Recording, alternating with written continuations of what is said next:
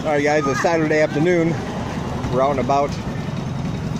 One thing I really love about Cambodia, you can just be walking down a hot street and a vehicle will pull up that has some fresh fruit juice for you.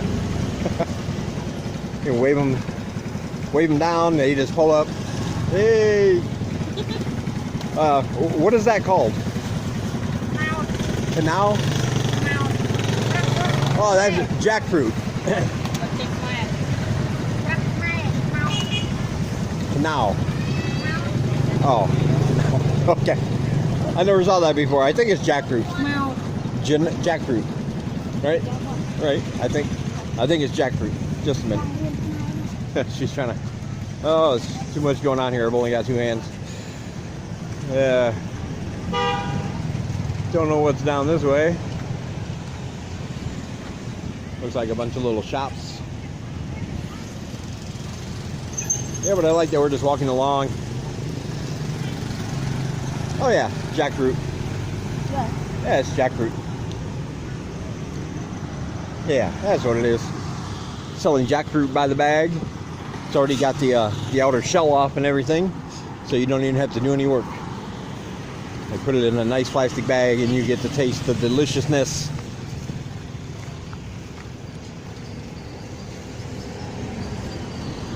It was $1.50 for the bag, in case you were wondering.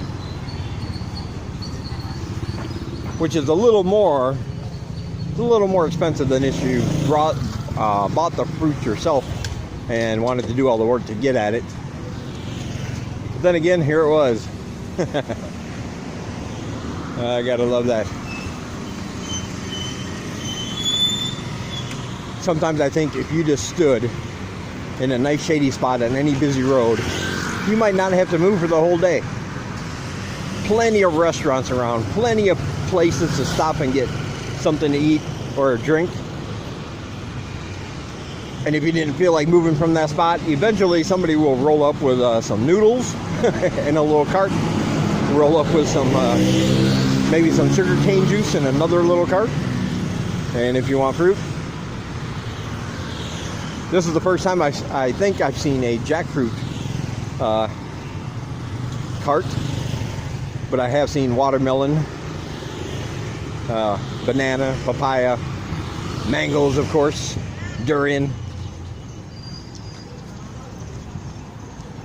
Yeah, you could probably stand in that spot and not have to worry about being hungry or thirsty for the whole day.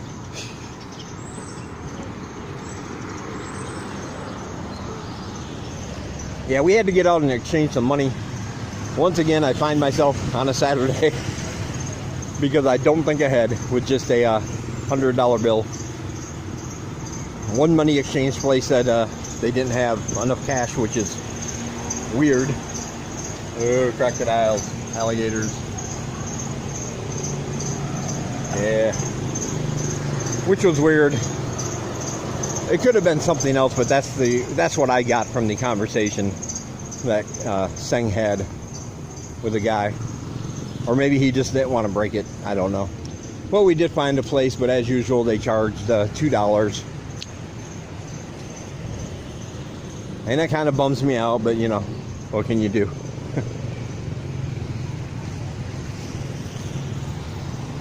That's what happens when you're like me and you don't think ahead to get the money you need for your Saturday.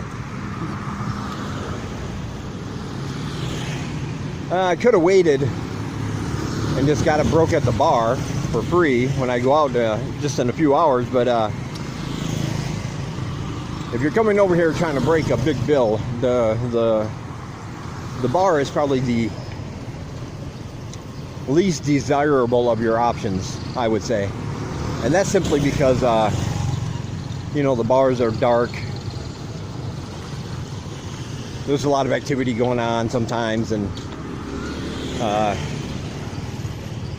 you could count the money and it could be correct, but maybe some of it would be fake, and there's not enough light to tell. There have been incidences of people getting past fake bills and torn bills that they can never use by doing that at a bar. So I mean, if you have to, and you know the bartenders, and you know, you kind of trust them, go ahead. But that should be your last resort option for breaking anything higher than a 20. And even though I complain because they charge $2 to break that 100, if I would have went to the bank just to get a 20 for later tonight, they would have charged me $4 for that. So still the best option. Well, the better option, the best option, of course, would be for me to think ahead a little bit, get off my ass, and take care of my business on Friday when the banks are open.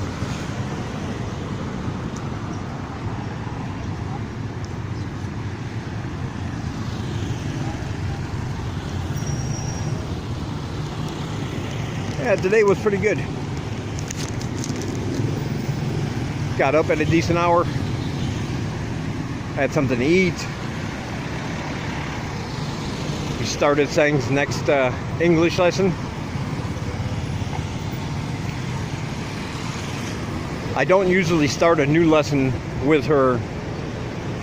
I leave the old one on the whiteboard until I know she has it down. My goal here is not just to rush and not have her really learn anything or have to guess. I want her to know the words and the phrases and the lessons before I just move on to the next one. But this one we're going with the teaching her about contractions.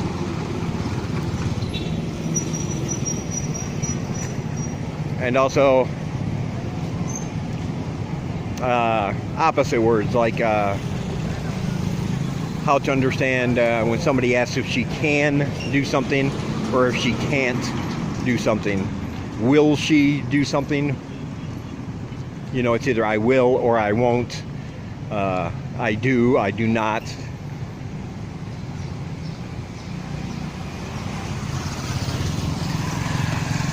No coconuts. But yeah, that's the lesson we're on. We just started today. It's going pretty good.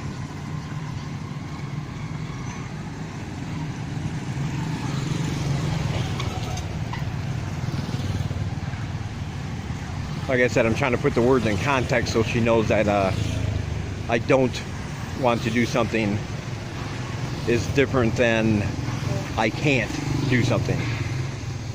Because there's a lot of things, of course, we can do, we just don't want to, or we just won't. It's maybe the hardest lesson to date, because there are a lot of variables, of course, in the English language, and trying to explain how that works to somebody who has no English language proficiency can be a little daunting. But it's not like I'm in a classroom. I don't have a schedule, so we can go over it just like the last one until she gets it.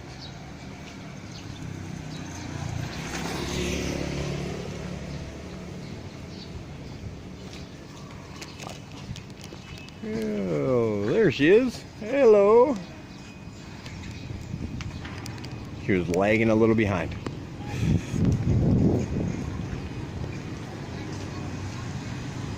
Nice bikes parked out here.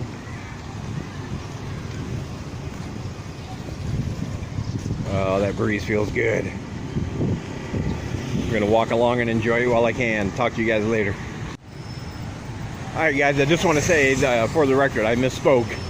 That fruit is not jackfruit. I knew that. Jackfruit is completely different. In Khmer it's called canal. And I believe it's lychee, or lychee, however you choose to pronounce it. But I believe that's what it was. I just wanted to clarify that, because I thought about it and realized I've had jackfruit before, and that does not resemble what I had eaten before. So I believe that was actually lychee. That thing had. I just wanted to clarify that. But I asked her if it was lychee, and she kind of looked confused. Then said something about a coconut. I know it's not a coconut. I know what coconut flesh looks like. That's not it. So I'm not really sure. If anybody knows, excuse me. If anybody knows what the name of that fruit is, like I said, in Khmer it's called kanao. Just let me know in the comments. It's probably going to drive me crazy until I know.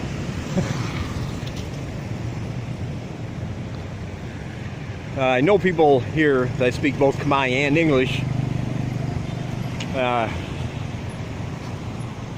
but I don't know where they are right now.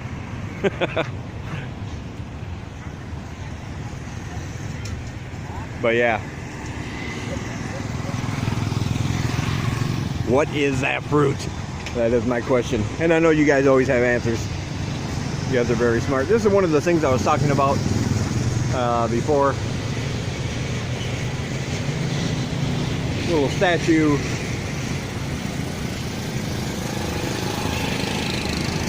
Can't see it that well in the shadows. But there on both sides of the bridge. There's another one over there. See there. When I said they put culturally appropriate things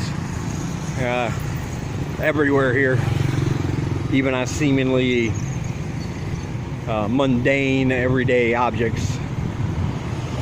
It's one of the things I like.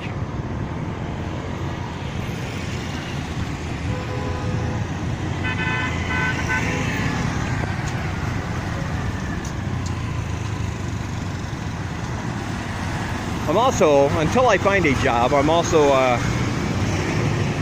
thinking of just teaching myself, or teaching myself. I'm thinking about teaching just by myself different people, kind of like an English tutor, I guess you could say, for inexpensive. If I can find a place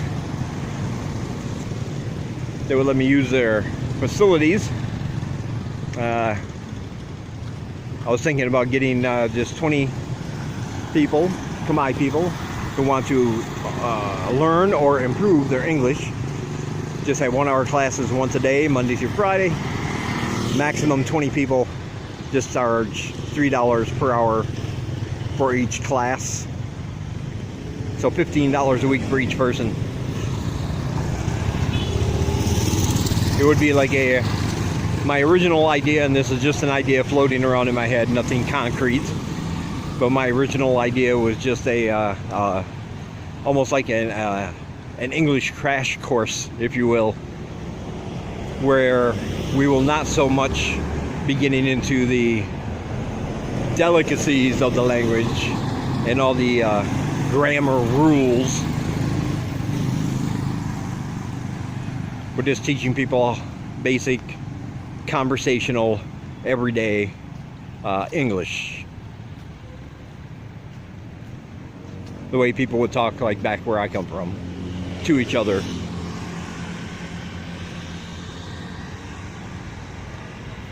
That's what I was thinking anyway. Don't know how far it would get, but like I said, it's just an idea floating around in my head, something to occupy my time, make me a little money, until I get a proper teaching job. Like I said, the biggest hurdle I think would be finding a place that would let me use their facilities an hour a day for free, or for really, really cheap. But then again, perhaps I can offer, if it's a business establishment, maybe I could offer them my services for their employees, who would be able to attend the classes for free in exchange for me using their building. Because in a tourist town like Siem Reap, it never hurts to have your employees know as much English as possible. It's actually one thing, if you read through ads on Facebook groups, you can Most businesses and even independent tuk-tuk drivers use that on their Facebook pages as an incentive, as a positive. You know, I speak really good English. I understand English. It's not a given. When people see that, when tourists see that, they understand that that person will be able to understand them. They'll be able to communicate with each other. And it makes them more comfortable having interactions with the locals without having to worry about any miscommunication getting them in trouble, or confusion over a bill, or, you know, anything like that. So anyway, that's just my idea. Like I said, I'm just floating it out there.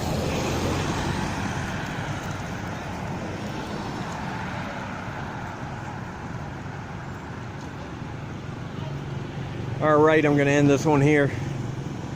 Getting close back to the apartment. Need to take a shower before I go out that little walk we just had. Ooh, that made me sweat. Pretty hot out here today.